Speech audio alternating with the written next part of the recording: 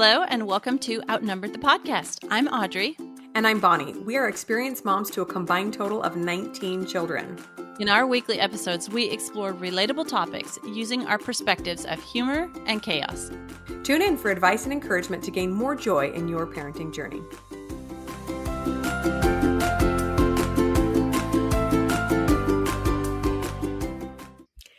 Hello, friends. Welcome back to the podcast. We're excited to have a guest today. We don't have tons of guests, but when we have them, they're good. And we're excited to interview Katie Lewis today. Hi, Katie. How are you? Hi, I feel so honored to be a guest on here. Well, there's just two of us and we have plenty of chit-chatting to do normally.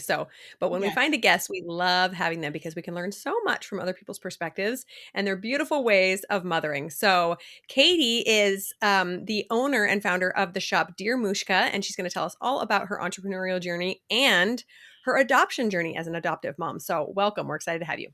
Thanks. Okay, so Katie, that was like a huge intro. So tell us more about yourself, like from your perspective. We want to hear about you. Yeah, so I am Katie. Yesterday celebrated 13 years of marriage, have 5 children. Our oldest 3 are adopted, which we can talk more about in a little bit if you want. And then God called us to something else. And so our youngest 2 are biological. And yes, we have this business, Dear Mushka, which started as an adoption fundraiser and is now our family's full-time thing. So fun. Awesome. Tell us how old your kids are. Our oldest is 8 and our youngest is 6 months. So the rest fall in line right in there. Yeah. Our last 2 were our baby was a surprise. And so our last 2 are exactly 12 months apart. Irish twins, I guess they call that. And that has been a wild ride. People who do that voluntarily have their children very, very close together, which you guys might have. That is just a whole different ball game than the 2.5, 3 year spread. Yeah. No, I knew I was going to have a large family. And so I kind of had a conversation with God. I was like, look, 2 years is going to be my minimum. Okay. I can't have them closer than 2 years. I'll lose my mind. And he agreed with me. So that was good. Yeah. 1 year apart has been wild. Do you have any close ones, Audrey? Our closest are exactly 2 years apart. And that all the rest of them are 2.5 to 3 years apart. And it's beautiful. It makes for this wide spread of ages. It's so beautiful.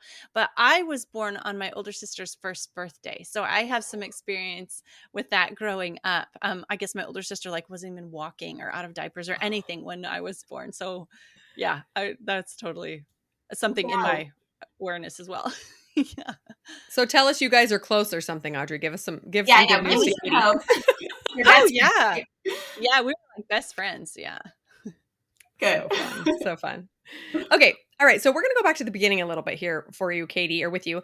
And we want to ask you about the start of your business because we're both business owners. We love talking business, especially with moms, because it feels almost impossible sometimes to balance all the things.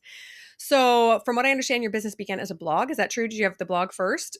Yes. So, and I don't even know that I would call it a business back then. So the short story is that my mom passed away right after Robert and I got married. And she's who called me Mushka, which I know is a weird name. It means little one with big eyes, which is just the term of endearment she gave me. And so when she passed away, I started a blog like everyone did back then called Dear Mushka, Letters to My Future Mushkas. And that was just kind of where I processed life and shared about being a newlywed and what that looked like. And then when God called us to adoption, it just translated into an Etsy shop. I just kept the same name and it was like a tangible love letter all of a sudden. Oh, beautiful, beautiful. So the shop itself started to fund the adoption. Is that why you transitioned to the retail? Yep, that's why I switched over. Now, I also would say that even as a little girl, I wanted to be a stay-at-home mom and I wanted a creative endeavor on the side to bring home a little bit of income. And so it kind of felt like it checked both boxes. Like, yes, I will do this. It'll be an adoption fundraiser. And I think there was a part of me that felt like maybe this is going to grow into something, though I never voiced that. That was never our plan. It did. God honored that. And it has been such a joy just to watch it unfold. Awesome. That's so fun. So Katie, talk to us about what has been the hardest thing about growing an online retail business? I had a little bit of experience, I dabbled around in a couple different puddles, and I found that when it was something that I had physically that I was selling, that shipping was the biggest hurdle for me. And so, but you talked to us about what was the hardest thing for you of growing an online retail business? Gosh, shipping. I hadn't even thought about that. So we have been in business almost 10 years. That is taking me back thinking about just learning how in the world do I ship this? Taxes about killed me at the beginning, like just figuring out, okay, I'm actually making enough money that I've got to tell the government about this. What in the world am I doing? I don't know. Maybe that's just worth quitting over. I think figuring out social media is constantly something I'm learning how to stay engaged and get myself out there just so new people can find us. I mean, that's just part of business, but I don't like to promote myself. It feels a little bit uncomfortable. I'm trying to like learn how to make reels right now. Just kind of staying with technology is hard, especially when you feel like, oh, I'm a creative and I just want to stay in this little bubble and do my thing, but my business actually requires me to go in all sorts of directions, learn a lot of new skills beyond just my craft. I think that can be hard to adapt to. Oh my goodness, that is so relatable. Like all those things. Like technology changes and then you have to like grow and flex and it's just that is so relatable. Yeah. Yeah, yeah, and you're reminding me that you really have two distinct roles. Well, you have lots of roles as an entrepreneur, but really two distinct ones. One is that of the CEO, Mhm. running all the things and making sure that anyone's getting paid, right? And then that of working inside your business, of being the technician, being the whatever, whether you're sourcing or making or coaching or whatever the skill is that you're selling or the product is that you're selling, you have to actually produce that as well.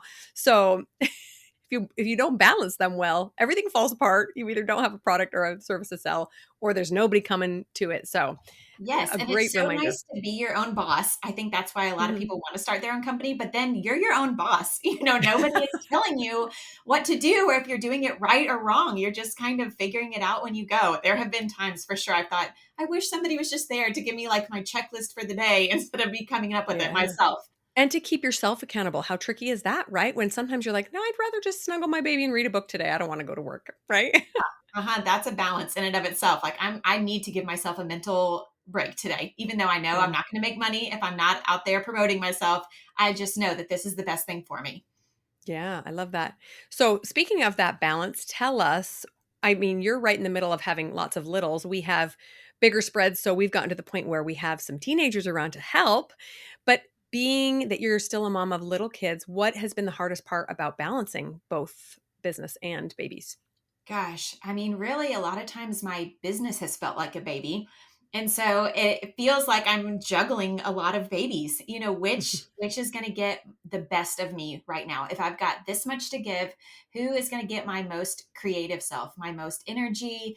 Am I waking up early in the morning and homeschooling? Or am I waking up early in the morning and trying to make graphics for the business or coming up with new product ideas? So really just praying through that and figuring that out has been the hardest thing to do and the most important, I think. And it's shifted. When we Mm. had just one or two children, I could really rely on them to take a good nap or to have a good quiet time. And I knew from 1 to 3, that's my business time. I've got that. Now that we have 5 children, it's a little less predictable. And so there are some days that I'm afraid at this point my business just doesn't get much of my attention, and that's okay. I'm learning how to just kind of let it go and to trust that it'll be there tomorrow, but it's hard to release that.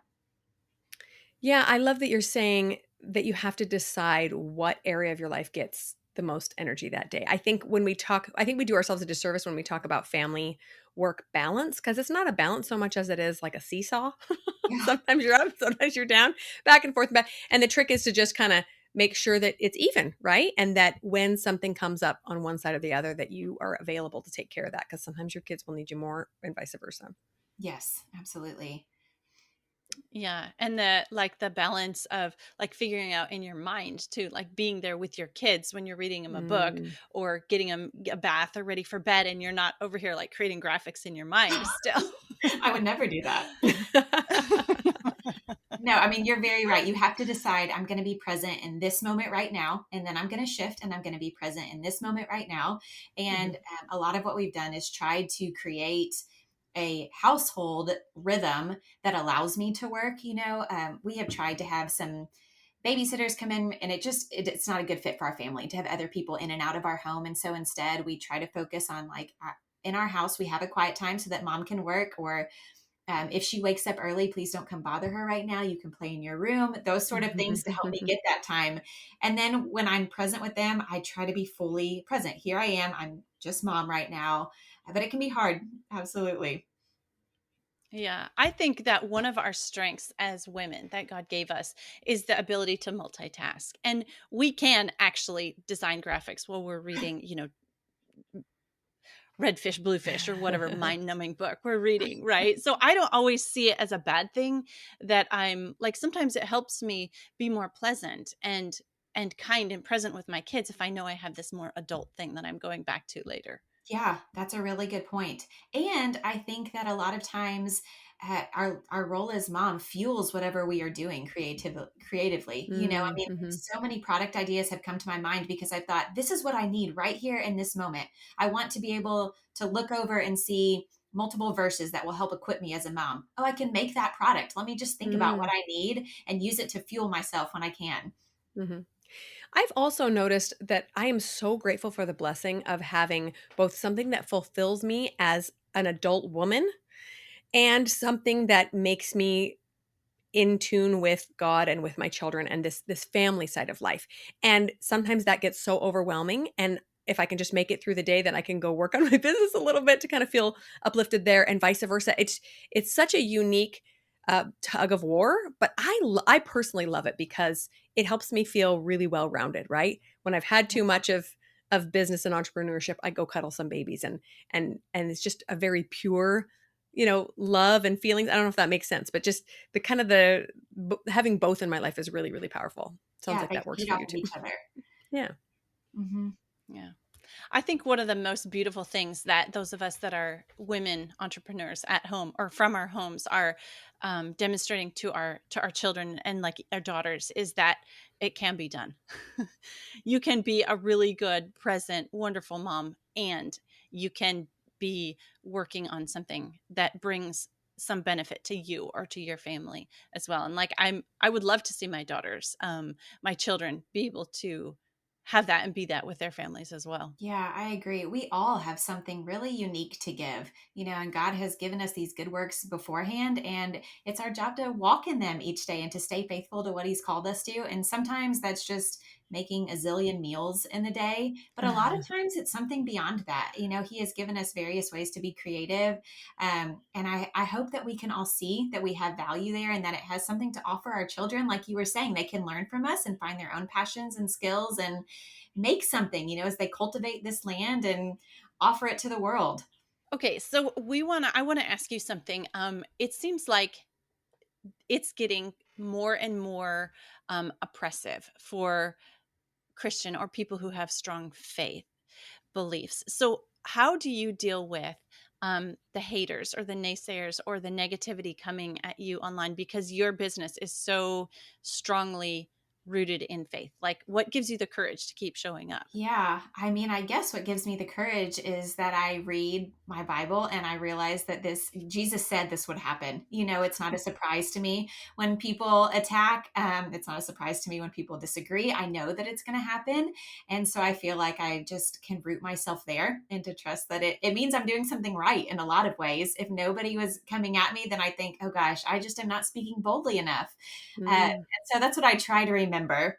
And what's surprising is a lot of time when I get flack from other Christians that just believe differently than me on some of mm. those gray areas. And I think, guys, you are fighting the wrong person. We are all on the same team here. Just go use your energy somewhere else. But that's really who I hear the most from.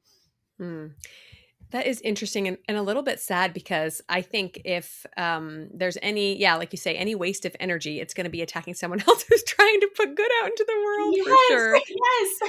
And I get that people have good intentions, but it's important to understand that um, the evil side of things wants us to do that, wants to pit us against each other and stop putting good out into the world. So I love that you brought that up, and a great reminder for us to just accept goodness in all its form. We might not agree with each other exactly. I'm sure all three of us have very different beliefs in some ways and a Mhm. lot similar. So, to just pull together on our similarities and be curious about our differences, Oh, be um, curious. instead Yes, of attacking.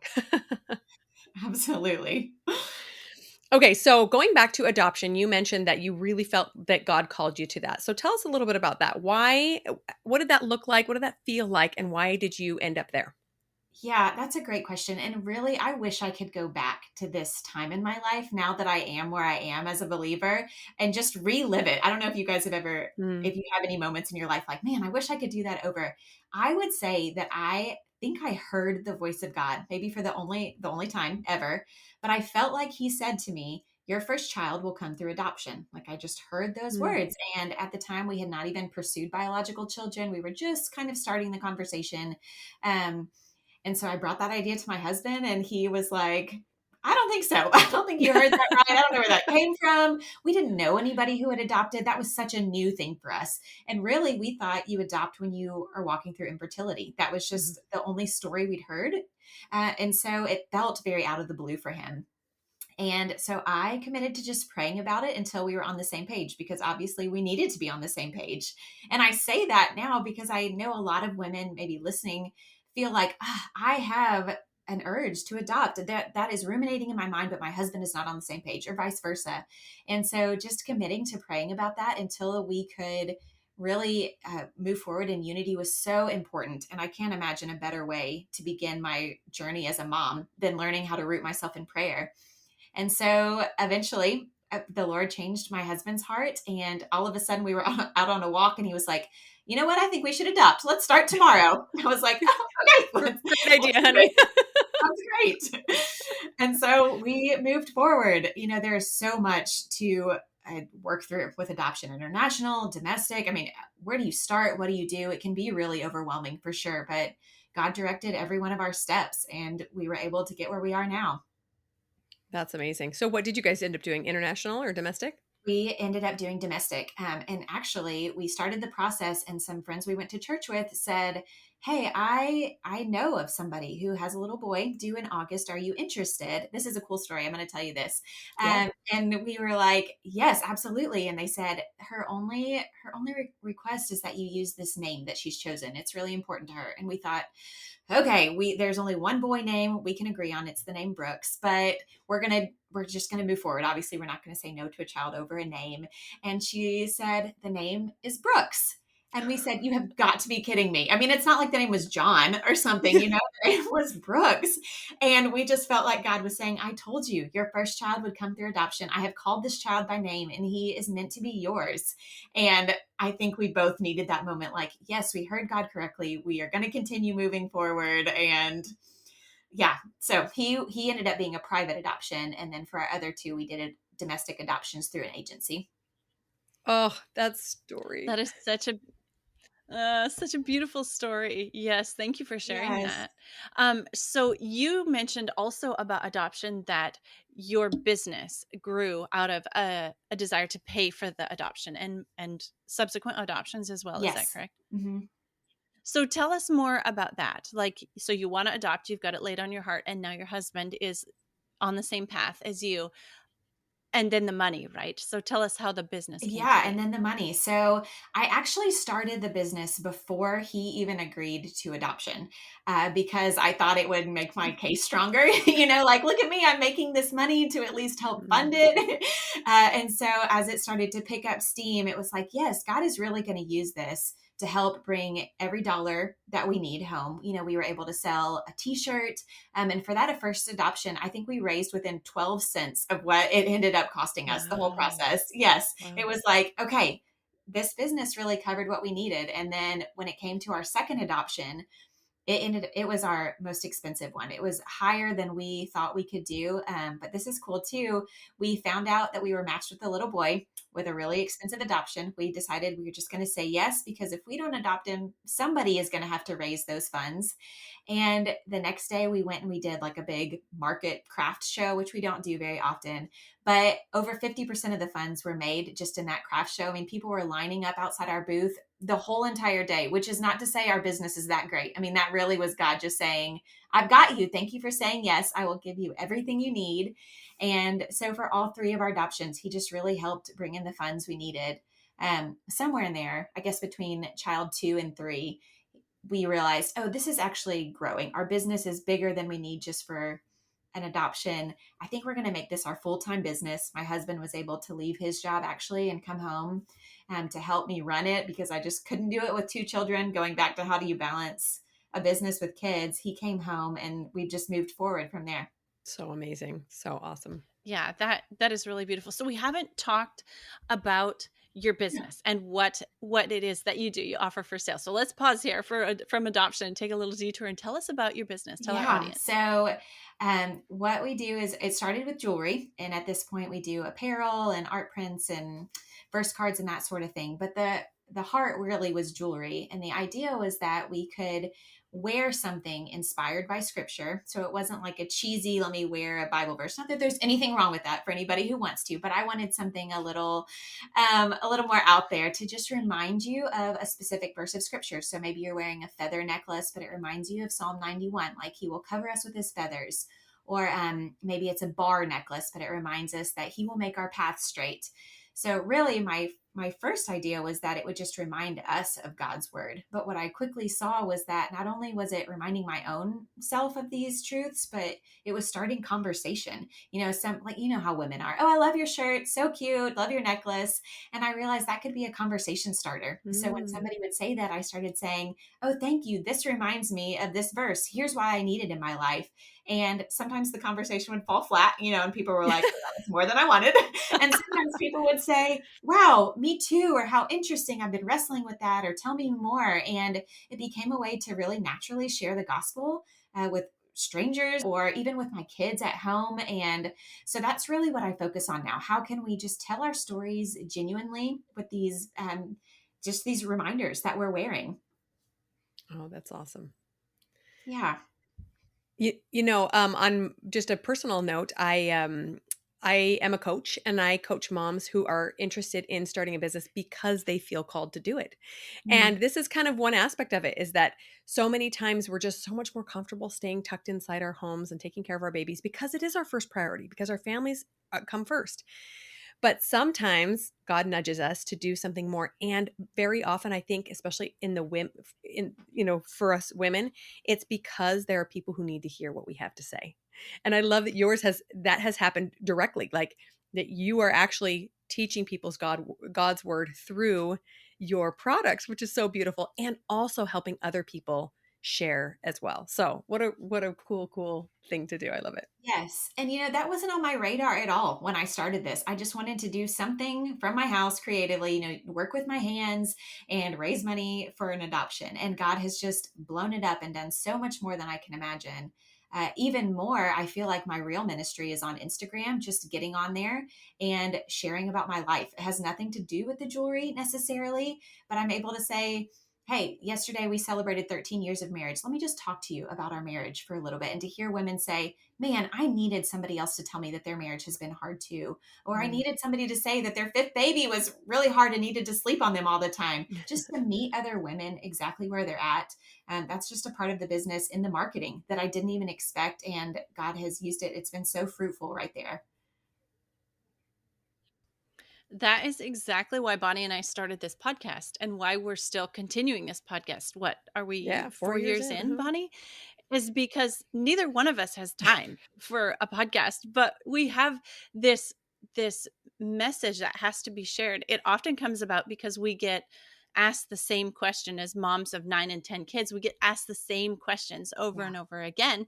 And so we're like, well, people want to know this. Let's talk about how laundry works for a large family, or that kind of thing, just because just as if we were sitting on the park bench and chatting with some friends that we just met while the kids are playing. So that's exactly why we're doing what we're doing too. Is not because we have time or we're making money or anything, but because it's the message that we Yes. feel that needs Yes. to And be I'm out so there. grateful you're doing it. I have a lot I can learn from you. Thank you. That's so kind. Okay, let's go back and talk a little bit about adoption because we want you to touch on what you would tell other families who are Oh considering gosh, adoption. yes. Um, we could go a lot of different directions. I mean, if you are just starting the process and you feel overwhelmed, what I would say is to reach out to anybody you know who has adopted and just ask them, how they did it. Where did they start? Which agency or home study group did they use? And just kind of follow in their steps until God tells you no. I think sometimes there are so many options out there. If you can just narrow it down a little bit, that can be really helpful. Attend an agency FAQ night. I think that God will make it clear how you should move down the path. I will also encourage people to decide if they are willing to open up their home to a transracial adoption or not. When we began the process, we were like, love is enough. We will accept any child into our home. And while that was a really sweet idea, I think we were very naive and we didn't do enough research. And certainly we wouldn't change a thing. But as we have adopted now 3 children with dark skin, we have learned so much about what we need to do, how we need to change our lifestyle and our community to love them really well. And I wish I would have known more on the front end. And so that's an encouragement I would give somebody. Just know what you're doing and know that though love is enough, it really can serve your children well to read and to study and to make a community around you that will help them not feel so isolated or like they stand out in your family. Mm. Those are the first 2 things that come to mind. That's really great advice. Our family actually had a small experience with foster care. I also really felt like we were meant to adopt. And then we went and looked into it and really felt called to do foster care. So we did foster care for a while.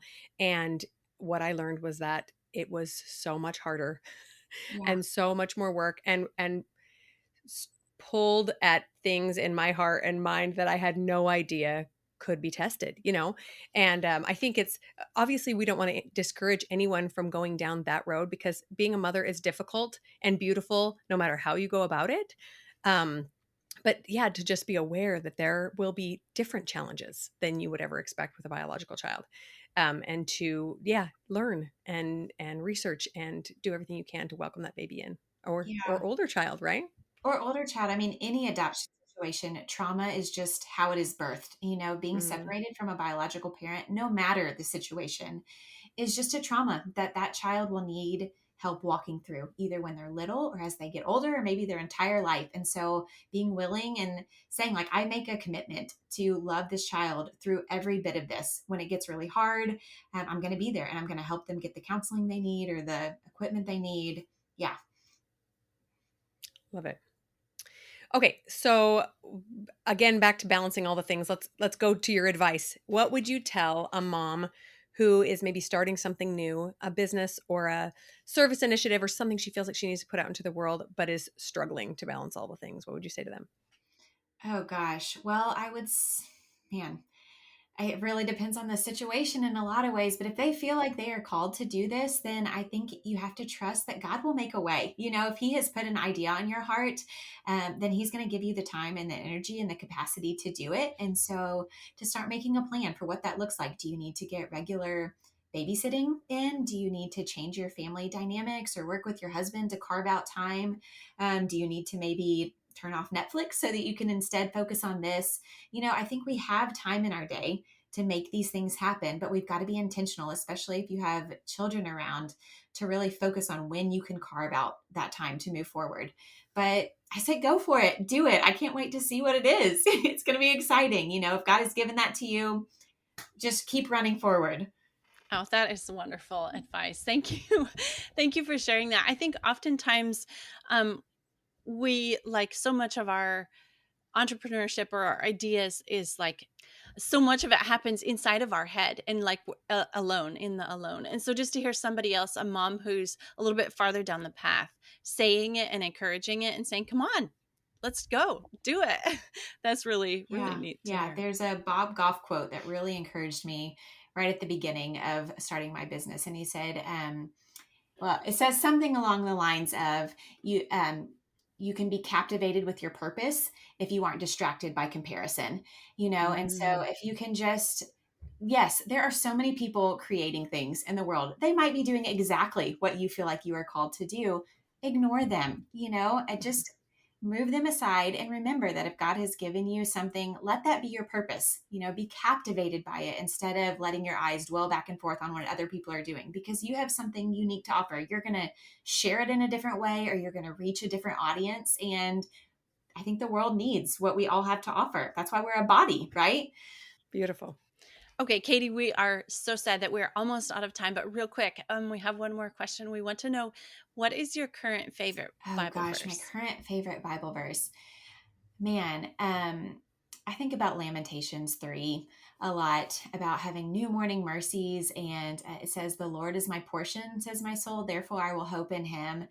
I'm so tempted to make my portion other things. I mean, it could be anything. Like, even today, I was laughing. I just have lost a lot of baby weight, and I feel like I want like a new wardrobe all of a sudden is on my mind. And like, if I only have that, and I just laughed and thought, that is not going to bring me joy right now. Like, the Lord is my portion, and I just need to rest in him and run to him because he's the only thing that's not going to fail me.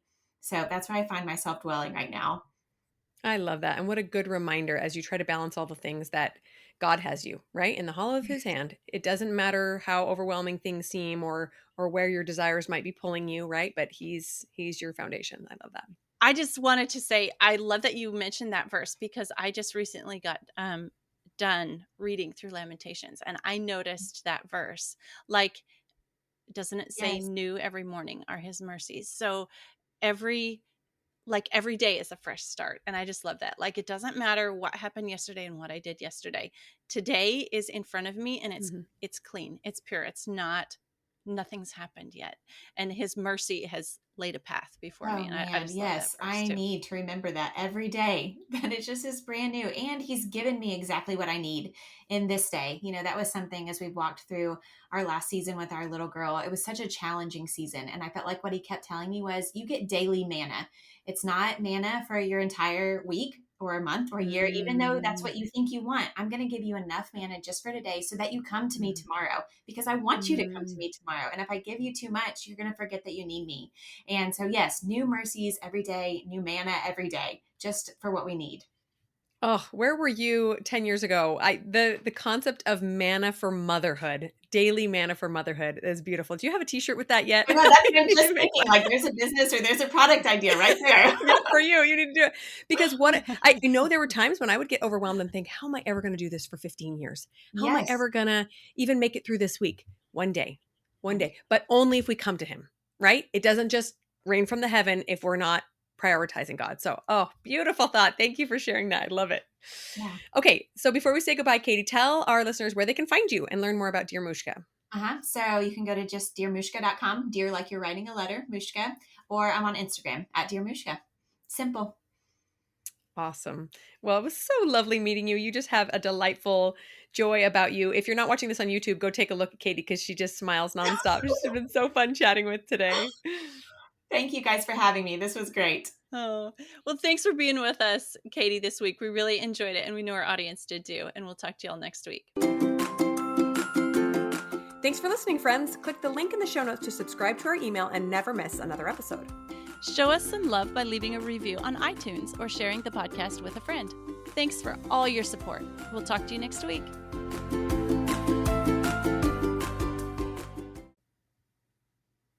The word left me. This happens That like happens all the 5 time. times a Don't worry. podcast. We're old and have too many children. Is the problem.